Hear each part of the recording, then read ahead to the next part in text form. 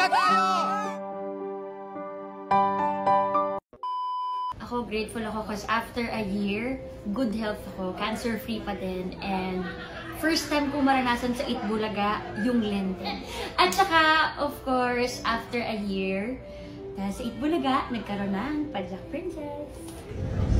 Well, I never thought I'd go actively back to car racing in my mid-40s. Yun ang surprise sa akin, lalo na sa isang taon.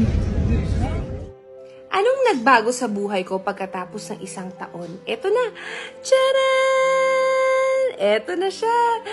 Meron kaming baby Mochi. Ang bahay at ang buhay namin ay nadagdagan ng kaligayahan, saya at punong-puno ng pagmamahal. Say hi, Dabber Cats! Hi, Dabber Cats! Well, maraming nagbago sa akin sa loob ng isang taon. Unang-una na yung apelido ko dahil I'm a married woman na. Yes. And yun lang, yun yung pinakamalaking, yun yung pinaka-major change ng life ko noong 2023. Nadagdagan kami sa mga Dabber Cats. Dumating si Tash.